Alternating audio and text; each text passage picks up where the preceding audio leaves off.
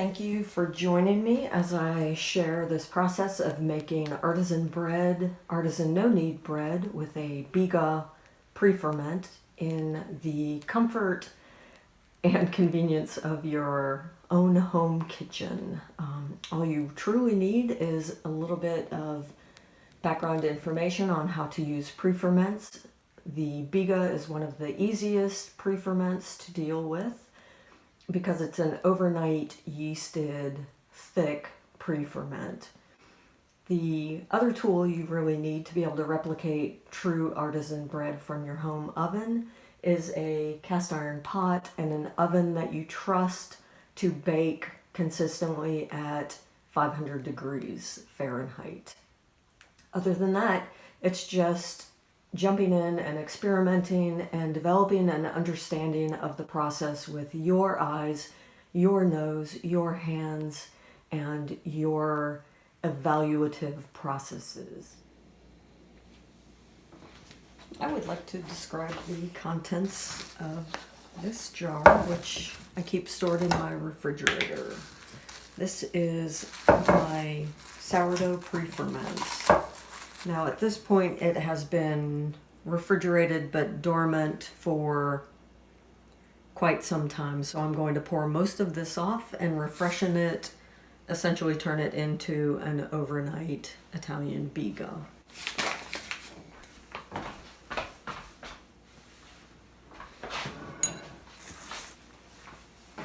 I'm going to build an overnight Italian pre-ferment called a biga. And it is a yeasted pre-ferment, so this is just a bulk packet of yeast that I purchased at Sam's Club. I'm doing really just 2 pinches of yeast. It doesn't require much. And the yeast I store in the freezer. At this point, one of my favorite flours for artisan bread is the King Arthur flour.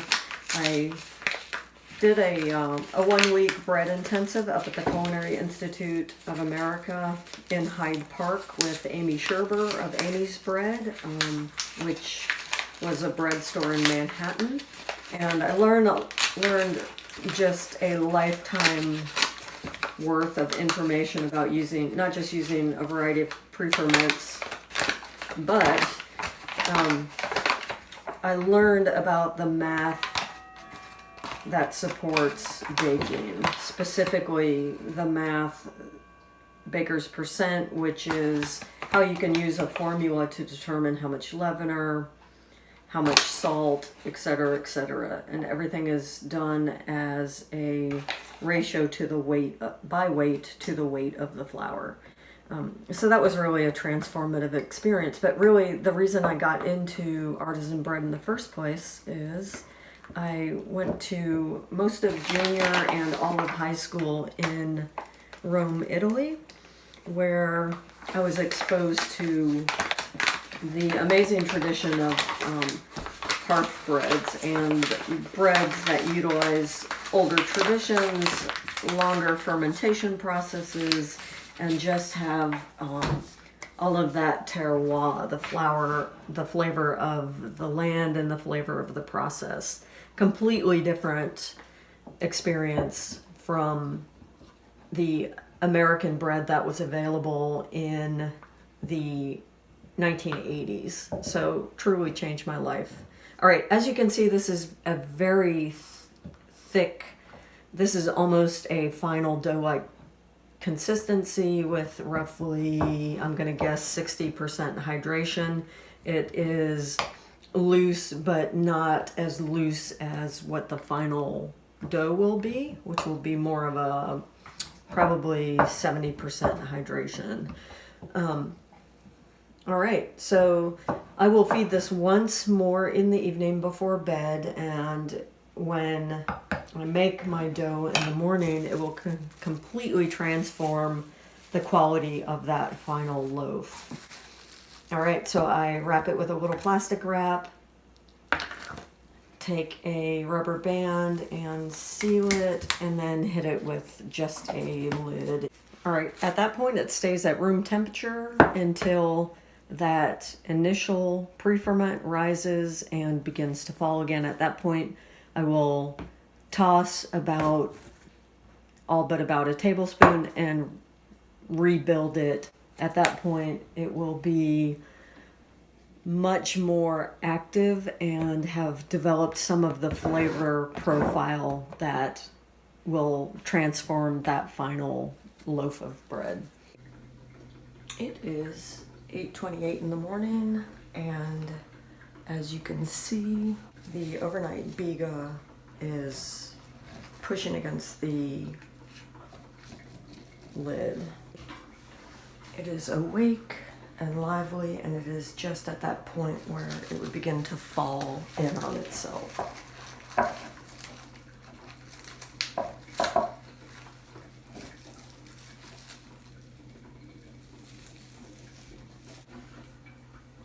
You can see the network of gas that has been trapped in the pre-ferment.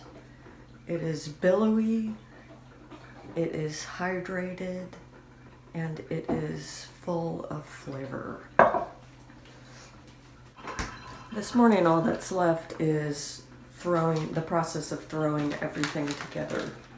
So for my mise en place, I have an empty stainless steel bowl and spatula to stir with, my biga, some of my yeast, water already measured out. This is 1 5/8 cup.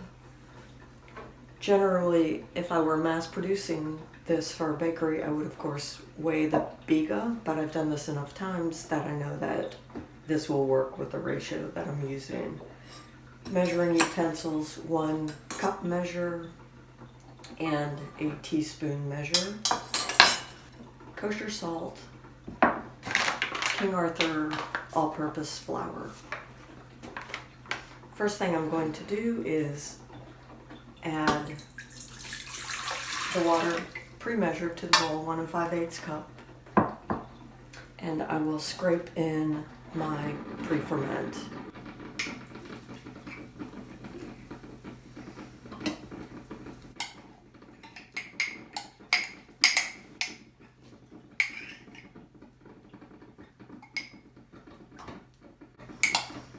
This recipe is an adaptation from a recipe I first encountered on the New York Times site. Mark Bittman has a column called The Minimalist, and they actually have a video segment which I will link up in the cards that will take you to a restaurateur who developed this idea of no-knead bread. Now, once you use your pre-ferment, all you have left on the vessel is are the dregs. So that is not something you throw away each time. You want to keep this pre-ferment alive in your refrigerator or for a subsequent batch. So I just added about a half a cup of water, and I will feed it with flour.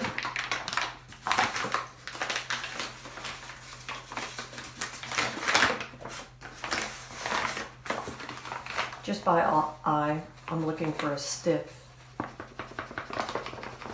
dough-like consistency.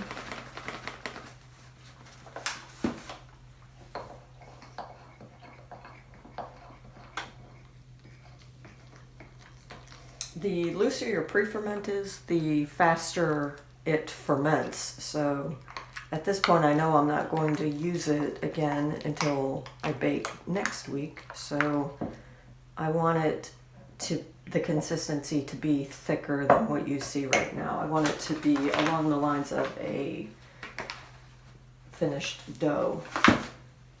So another tablespoon or 2 of flour, a good stir, and now we are in the right territory. All right. At this point, I'm just going to set this aside. Let it begin the fermentation process. No need to add additional yeast. It already had the yeasted pre-ferment. If I left this at room temperature and fed it twice a day, then eventually it no longer has any packaged yeast in it. It's all wild yeast. So I'm just going to set that aside. All right, at this point, this is what the pre-ferment looks like.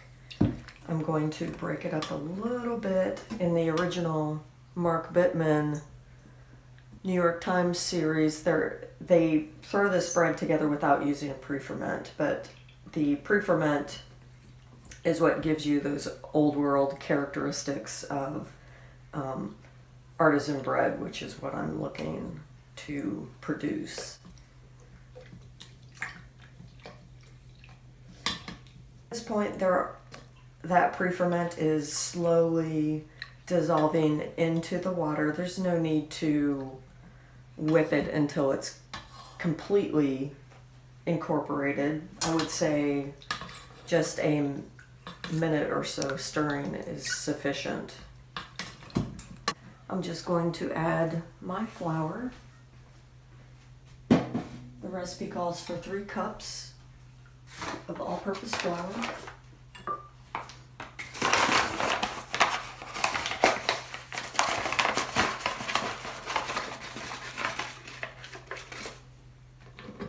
Now, the moisture content of flour, as I'm sure you know if you've done it in baking, varies according to the humidity in the air around you. So this is a loose process. 3 cups will get you in the ballpark, but as you can see, some of my cups are more mounded than others. This is perhaps not as specific and scientific as what you were expecting, but I do have some experience with this product. I am confident that once I stir it together and get my shaggy mass, I'll be able to evaluate whether I need more hydration or more flour. And I will share that information with you when we get to that point. 2 teaspoons of kosher salt. I'm going to stir once just because I don't want to put my yeast right on top of the salt.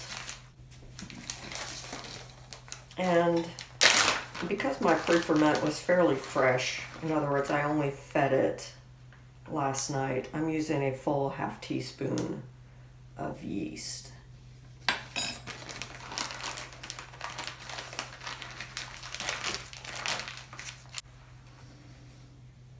All right, so this is what the dough looks like, and we're going to be taking advantage of a baker's technique called Autolyse. Essentially, we are not worried about working up any kind of gluten with physical manipulation of the dough. We are just going to stir until we get a shaggy mass and fairly well distributed ingredients. Now, this is a very loose dough, so hydration on this is probably 65% or so. And it is extremely tacky. It also, if I pulled on it, it would not hold any kind of, it has no gluten structure to it. It is falling apart. That's actually what you want. I'm just going to scrape my spatula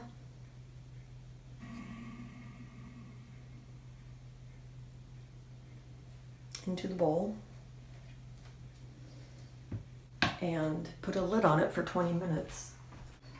All right, I enjoy using these KitchenAid bowls for 2 reasons. They have a handle so they're easy to move around, and they have these little toppers that I can use in lieu of plastic wrap. I feel that I use far too much plastic wrap in the kitchen, far too much kitchen waste. So this is a much more sustainable solution.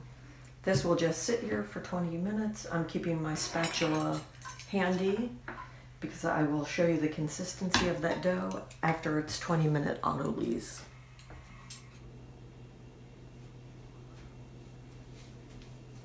Very quickly checking in to look at the consistency of the dough after that Autolyse. Now, when I stir it, it is much more taffy-like. I'll pop over to the other side so you can see also. And it is already developing that gluten network. I will demonstrate. So at this point, I can begin to pull it away. It is stretchier, and that process continues as it rests. So at this point, I'm going to just allow the dough to ripen until the late afternoon. It is currently 9:07. I will put the lid on and let it rest over on the counter until roughly 2 o'clock. While it can be a hands-on process making artisan bread from scratch in your home kitchen, it is not all-consuming. In the middle of the afternoon, you have all the time you need to run errands, take the dog to the dog park, and that sort of thing. It is 2 in the afternoon, and this dough has been ripening since roughly 9 a.m. 5 hours. It will continue to ripen for another 2 hours or so, but in the meantime, we are going to introduce some structure to what you will see is a very loose, hydrated dough. So the first thing I'm going to do is kind of wet some of my utensils and the countertop so that when I put the dough out, I'm not incorporating any additional dry flour.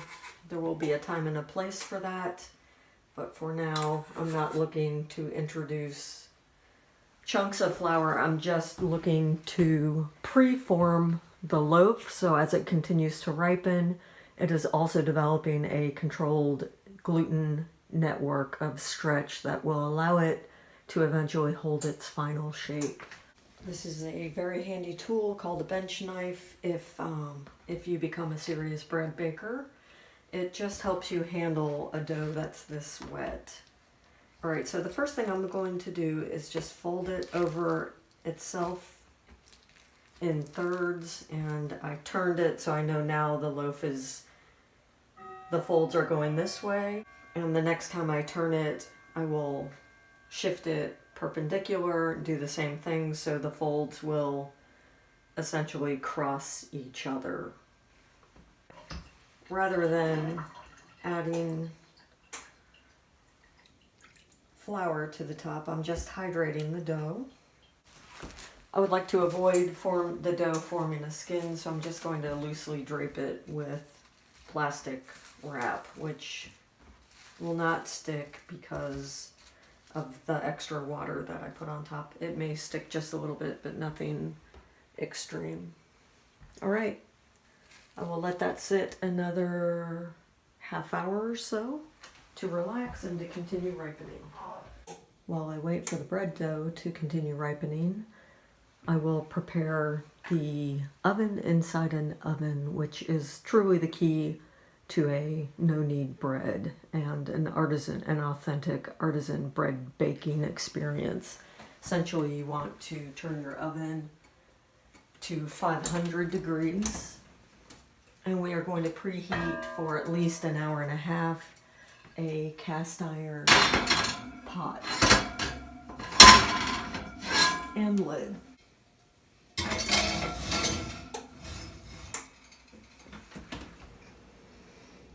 You'll notice I wet my hands before I do anything with this dough at each step. And if you just kind of twitch as you're pulling off the plastic wrap, it will not stick. It will want to release. All right, at this point I can see it starting to split apart a bit. So it's got one spiral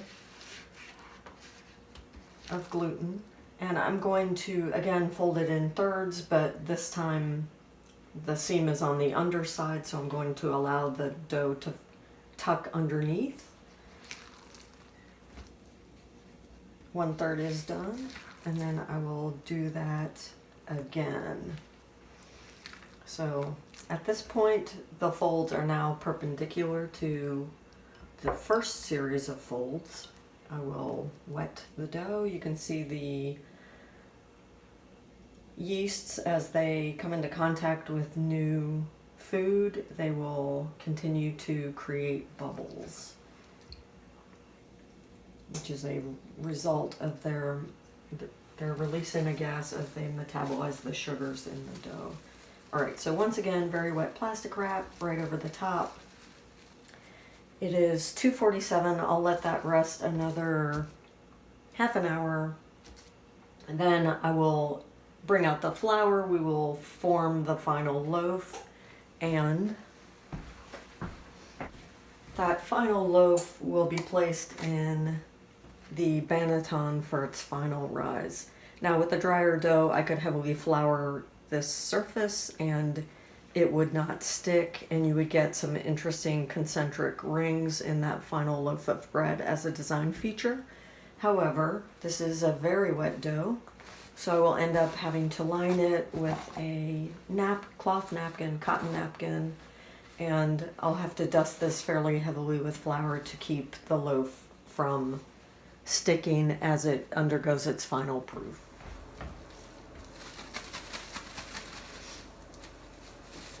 Discarding the plastic wrap.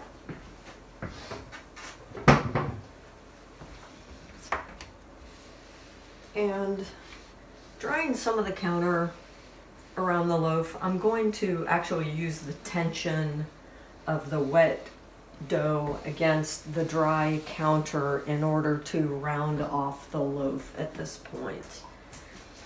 Now this takes a little bit of practice. I did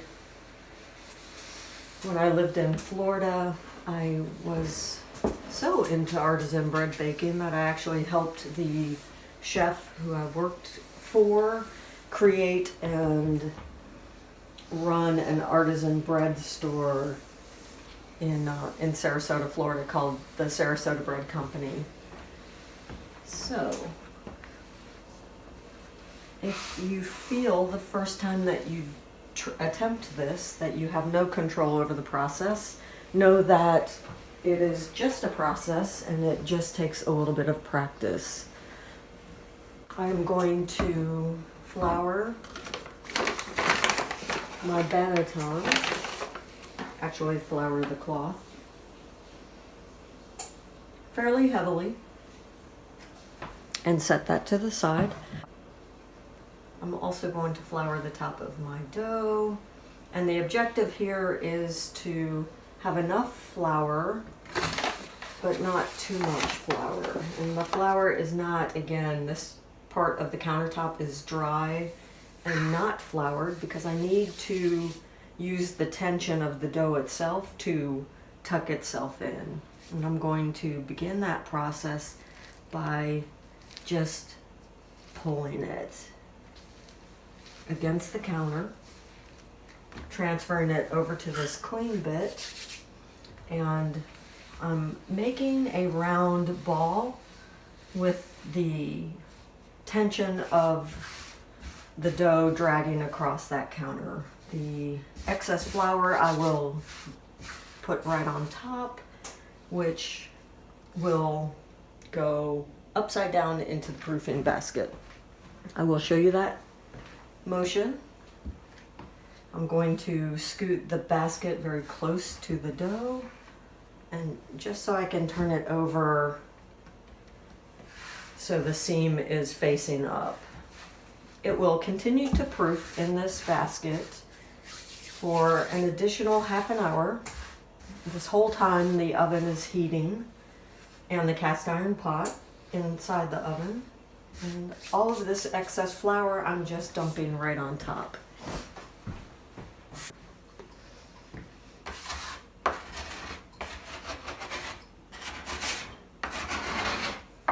Now at this point, all of this bench flour will just be used to help prevent the seam side of the loaf of bread from sticking to the bottom of the cast iron pot. So it's a little chunky. It's got crusts of mixtures of flour and water, but that's okay. I'm going to tuck the napkin over on itself. It's also an excellent tool for cleaning up your countertop or pre-cleaning some of this flour mess from the surface of your counter.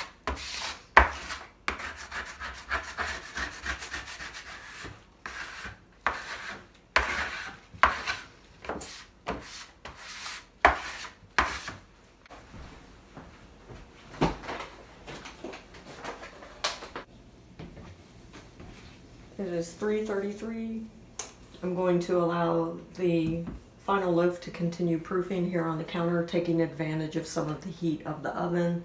It is warm to the touch. It is 505 degrees. The cast iron pot has been in there for over an hour. All told, probably close to an hour and a half. And that is required in order to have that cast iron really function as a low deck oven, with the heat of the vessel so close to all sides of the loaf of bread that it will get excellent oven spring, and the cast iron lid will trap the initial burst of steam in the little Dutch oven, so you're really emulating of what would happen in a true bread oven or an artisan deck oven. This next step requires a bit of dexterity, and everything is extremely hot. Now, I do not have my ring light on because I feel that the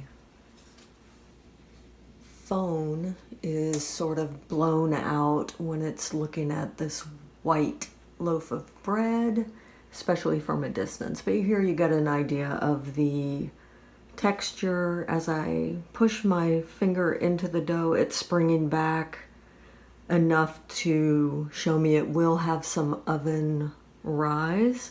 It's very billowy. It is not yet collapsing back on itself, which would be an undesirable thing because then you would not get enough oven rise. So I have three things that I need. One is a straight razor, which I will use to score the loaf, and two very thick kitchen towels to handle that hot cast iron oven.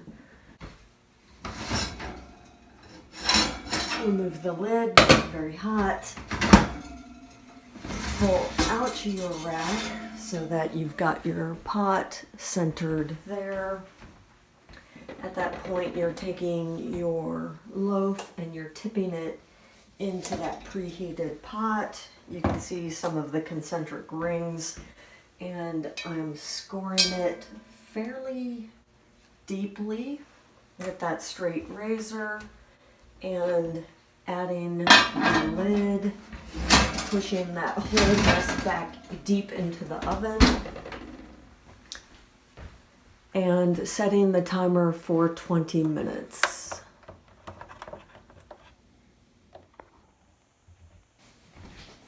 I'm making sure the oven temperature drops back to 500 for the first 20 minutes.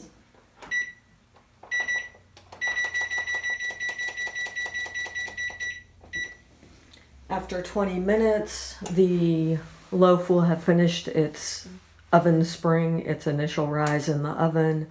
We will remove the lid from the pot and drop the oven temperature just a bit and allow it to finish baking.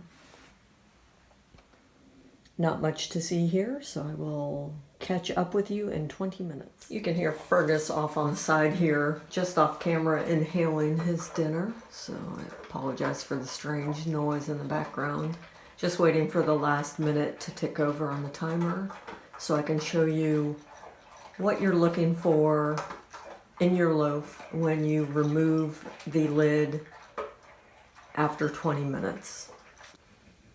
Okay. Basically, I'm looking for two things. I'm looking for a domed top, and I'm looking for the start of a golden color. If I feel that the color is a little off or the rise has not yet reached its full peak, then I'll keep the lid on and give it another 5 minutes. We shall see.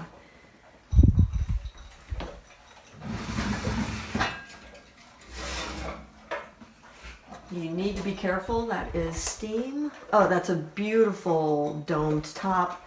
I do see the start of golden color. I am going to go ahead and leave the top off, but in the oven, because that will continue to radiate heat down on the loaf. It's a way of bringing the roof of the oven closer to the top of the loaf of bread. All right, at this point, I'm dropping the oven temperature to 485, and I will set the timer for an additional 40 minutes.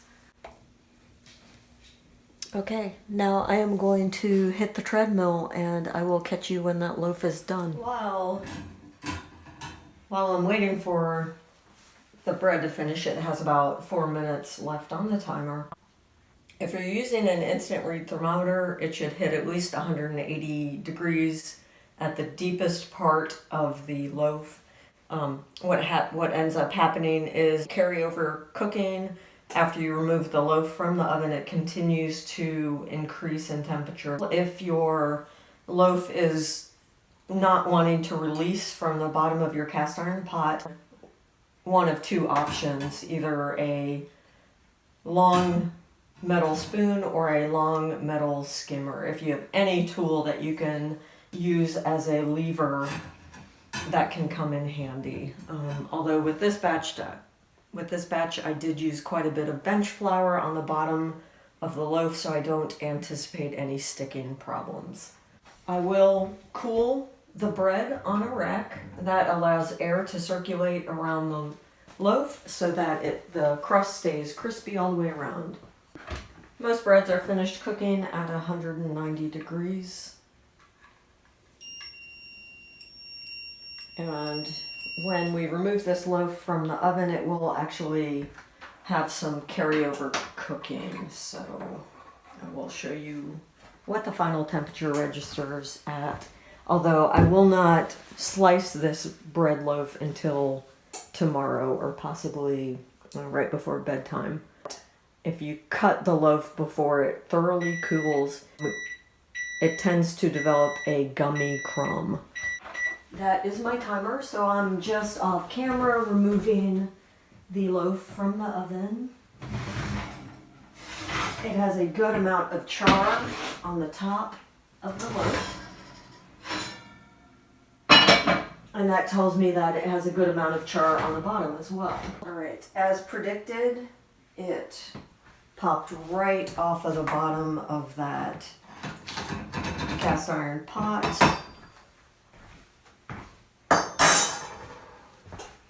And in just a moment, I'm going to come close up so you can hear this loaf as it crackles and starts to cool.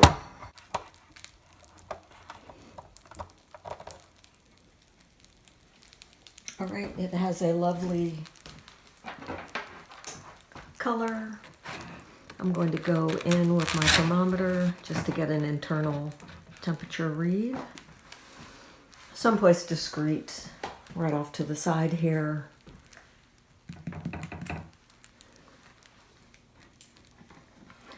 And we are absolutely done because that temperature is actually all the way up to 205.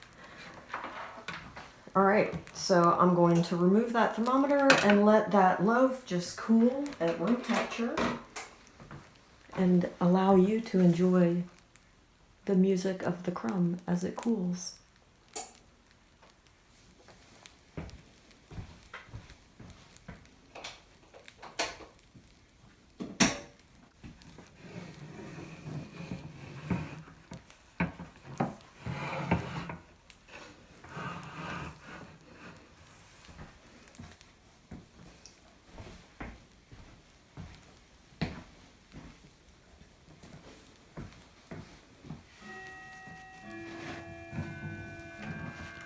360-degree view, nicely domed. There is an excess of flour, which I will easily remove with a stiff brush. So here you can start to see some of that concentric circle pattern on the loaf of bread from the banneton. All right, and I will allow that to continue. Has some lovely crisp crust up at the top, which I feel that you can see. Thank you so much for joining me. If you attempt such a thing, I hope you leave a comment in the fields below. I would love to pop over and see your results.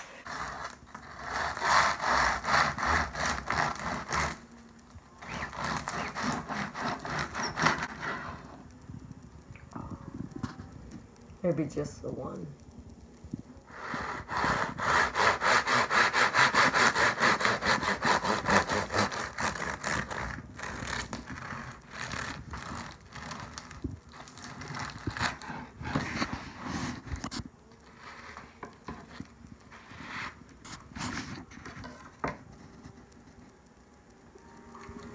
You get to taste it.